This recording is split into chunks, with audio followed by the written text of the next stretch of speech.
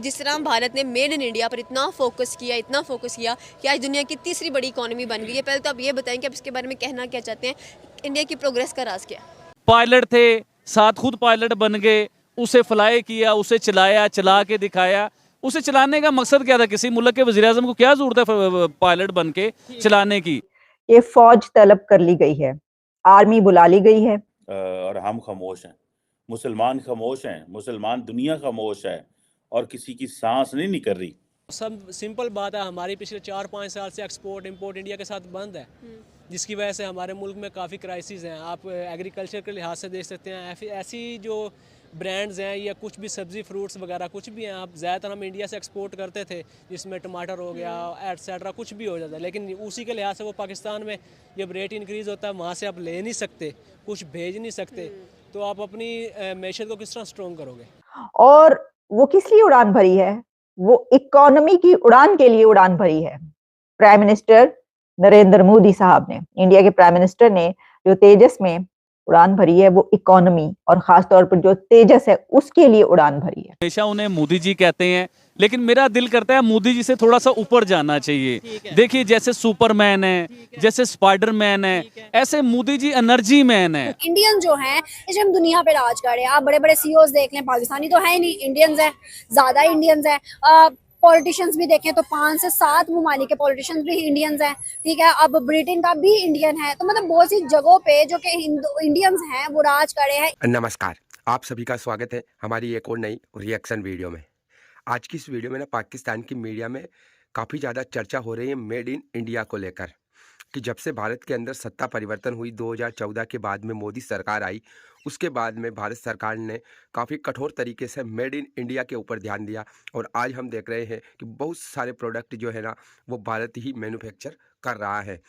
उसमें एक नाम है तेजस का, जिसकी हाल ही में प्राइम मिनिस्टर मोदी जी ने भी जो है ना उसमें बैठकर जो है ना उड़ान भरी है। और इसी को लेकर ना पाकिस्तान की मीडिया के अंदर काफ़ी ज़्यादा हो हल्ला मचा हुआ है। तो वीडियो को लाइक करना, शेयर करना, चैनल पर नए हो तो सब्सक्राइब करके बेल आइकन को दबाना। तो चलिए वीडियो को शुरू करते हैं।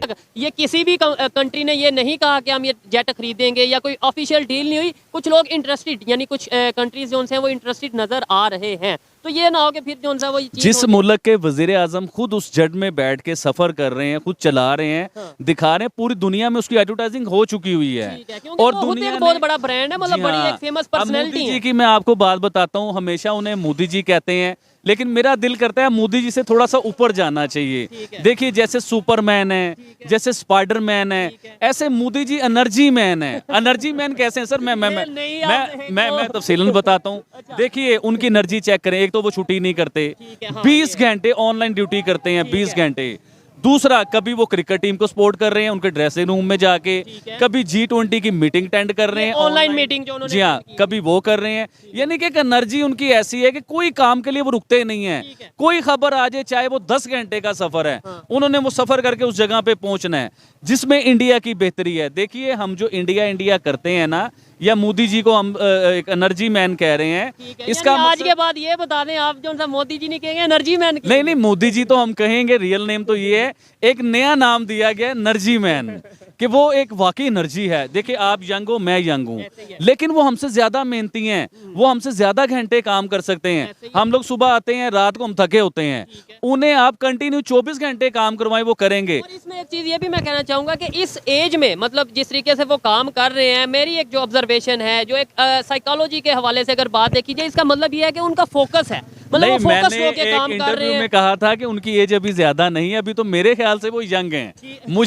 मुझे यंग नजर आते हैं। देखिए, मुझे यंग कैसे नजर आते हैं? अपनी एक्टिविटीज से। उनकी एक्टिविटी देखिए सर, उनकी इतनी एक्टिविटी। आज का नौजवान 25 साल का उस तरह भाग के और दौड़ के काम नहीं कर सकता जैसे वो 20-20 घंटे काम कर रहे हैं। और उनको यंग मैंने किस लिहाज से कहा था वो भी मैं आपको बताता चलूं कि अभी वो 1-2 टन्योर और इंडिया में गवर्नमेंट कर सकते हैं। आबिद भाई, अगर पास्ट की बात करें, थोड़ा सा अब टॉपिक के ऊपर थोड़ा सीरियस वे में बात करते हैं कि पास्ट में पाकिस्तान हो या इंडिया हो, दोनों कंट्रीज रशिया से या फिर यूएस से अपना जो सा डिफेंस के इक्विपमेंट्स हैं, इवन हम जो से F-16 और वो जो से दूसरे मैग उनके जो उनसे जेट थे ये होता वो, था। वो सर, इंपोर्ट सर, करते थे। ये होता हम था। आज भी इंपोर्ट कर रहे हैं, आज भी F-16 जो है वो यूएस की मदद से या इस तरीके से वो किया जा रहा है, और डिफेंस के जो दूसरे इक्विपमेंट्स हैं वो कोई चाइना और या दूसरा यूएस की मदद से हम ले रहे हैं, जबकि वो अपनी फैक्ट्रीज लगा चुके हैं। 20 से 25 साल पहले या 30 साल पीछे चले जाइए, ठीक है। इंडिया ने एक ऐलान किया था पूरे इंडिया में मेड इन इंडिया,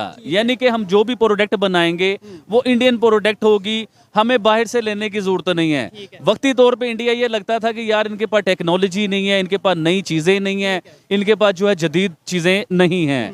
पाकिस्तान में थी क्योंकि चाइना की मदद से हमारे पास आती यूएस थी। बड़ी सपोर्ट कर रहा था जी हाँ, हमारी बड़ी सपोर्ट करता था, लेकिन इंडिया ने वक्ती तौर पे ना अपने लोगों को जदीद टेक्नोलॉजी नहीं दी। क्यों नहीं दी? कि वो अपने मेड इन इंडिया को प्रमोट कर रहे थे, वो मेड इन इंडिया को लेके चलना चाह रहे थे। देखिए आज भी असला हम अमेरिका से या दूसरी कंट्री से या रशिया से या पावरफुल स्ट्रॉन्ग जापानीज हो गए, इनसे हम लोग आज भी असला या टेक्नोलॉजी की डील करते रहते हैं।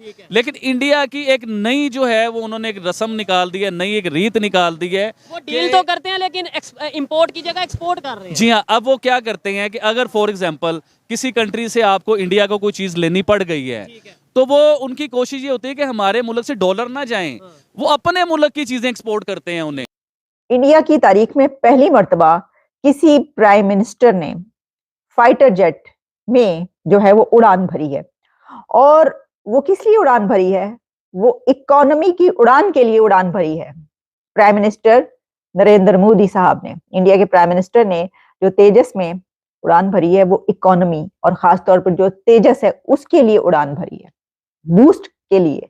मैं आपको बताती हूँ बहुत सी जगहों पर जो है ये खबर पब्लिश हुई है, जैसे कि ब्लूमबर्ग मेरे सामने मौजूद है, उसमें है कि Modi flies in Tejas fighter jet in boost for India defence technology. ठीक है जी, लेकिन मैं ये समझती हूँ कि ये boost for made in India है, क्योंकि देखें आप जिस तरह जानते हैं। अच्छा, इसमें मैं आपको एक और बड़ी बड़ी अहम बात भी बताऊंगी कि during prime minister Narendra Modi की जो स्टेट विजिट था यूएस का, उस दौरान जो है वो जीई और एचएएल में जो मुआहिदा हुआ था या जो बातचीत हुई थी, उसमें जो मैन्युफैक्चर करने थे कौन से फाइटर इंजन, वो भी उसके ऊपर आपको बताते हैं। लेकिन अभी मैं आपकी इसकी कुछ डिटेल जो है वो आपके सामने रखती हूँ, जिसमें ये कहा गया है कि prime minister Narendra Modi becomes first prime minister to fly in a fighter jet. और उसमें उन्होंने उसके बाद ट्वीट किया जिसमें उन्होंने कहा एक्सपीरियंस वाज इनक्रेडिबली एनरिचिंग, और इसके अलावा my confidence in our country's indigenous capabilities and leaving me with a sense of pride and optimism about our national potential. ठीक है जी, इंडिजिनस कैपेबिलिटीज और जो ये तेजस है उसको कि आपकी जो मेड इन इंडिया उसको बूस्ट देने के लिए, पूरी दुनिया को ये दिखाने के लिए कि इंडिया ने ये बनाया है, ये मेड इन इंडिया है, और उसमें जो है उन्होंने फ्लाई किया है। तो मैंने आपको यही कहा कि वो जो उन्होंने किया है वो उसके पीछे जो मकसद है ना, असल में वो है बात करने वाली कि किस लिए किया है। वो ठीक है अपनी जगह पर, ये भी एक बड़ी बात है कि पहली दफा किसी प्राइम मिनिस्टर अगर कोई काम करता है, जब किसी मुल्क का कोई प्राइम मिनिस्टर पहली मर्तबा कोई काम करता है, उससे पहले कभी ना किया हो, तो उसके पर भी बात की जाती है कि देखिए ये काम हुआ, इससे पहले किसी वजीर आजम ने नहीं किया। लेकिन इसी के साथ जो है ये जो है कि a flight to remember Tejas India's pride, कि तेजस जो है वो उनकी प्राइड है, a manifestation of the strength and skills of 140 crore Indians, ये कहना था प्राइम मिनिस्टर नरेंद्र मोदी का, और after becoming the first PM to fly in a fighter jet.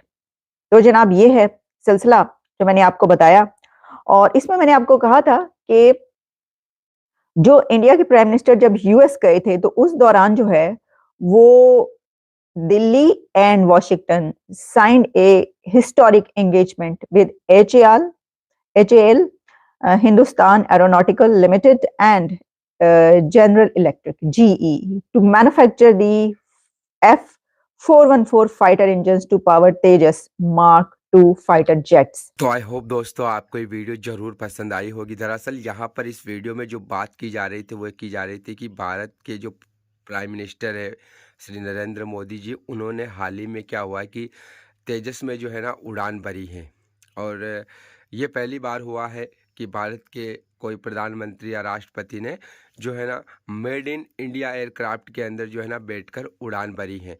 और इसको जो है ना एक मार्केटिंग स्ट्रेटजी के तहत भी देखा जा रहा है कि अभी हम देख रहे हैं कि जब से प्राइम मिनिस्टर मोदी जी ने जब उड़ान भरी है तो पूरी दुनिया भर की मीडिया में आर्टिकल पब्लिश किए गए और बताया गया कि देखिए भारत ने जो है ना मेड इन इंडिया एक एयरक्राफ्ट बनाया है भारतीय एयरफोर्स के लिए तेजस नाम से, और उसके अंदर प्राइम मिनिस्टर ने जो है ना उड़ान भरी है और उनकी उसकी क्षमताओं को यहाँ पर दिखाया गया है। तो एक तरीके से सभी देशों में ये बात पहुंची है। और अभी हालांकि ऑफिशियल तौर पर तो कोई भी कंट्री नहीं है जिसने अभी तक तेजस खरीदने के लिए जो है ना कोई एग्रीमेंट भारत के साथ में किया है, लेकिन बातचीत चल रही है। जैसे मलेशिया हो गया, बांग्लादेश हो गया, और बहुत सारे कंट्री हैं जिन्होंने इंटरेस्ट शो किया है और वो अभी बातचीत कर रहे हैं।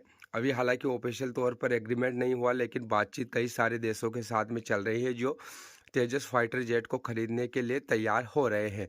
अब इसी को लेकर पाकिस्तान की मीडिया के अंदर चर्चा की जा रही है कि किस प्रकार से जो है ना प्राइम मिनिस्टर मोदी जी जो है ना एक तरीके से ना ब्रांड एम्बेसडर बन के प्रचार भी करते हैं, ब्रांडिंग भी करते हैं उसकी, और दूसरी तरफ जो है ना भारत के अंदर जो है ना मैन्युफैक्चरिंग के ऊपर इतना ज़बरदस्त प्रेशर दिया जाता है कि अगर आप कोई सामान इंपोर्ट कर रहे हो तो उसके ऊपर इंपोर्ट ड्यूटी जो है ना वो 100 से 200% लगा दी जाती है। और अगर वही प्रोडक्ट आप भारत के अंदर आकर मैन्युफैक्चर कर रहे हो तो फिर आपको इंसेंटिव भी दिए जाते हैं। जैसे PLI स्कीम जो है ना भारत सरकार की, उससे जो कंपनियाँ ज़्यादा से ज़्यादा प्रोडक्ट जो मैन्युफैक्चर करती है उसके ऊपर उनको इंसेंटिव दिए जाते हैं और उनको फ़ायदा मिलता है।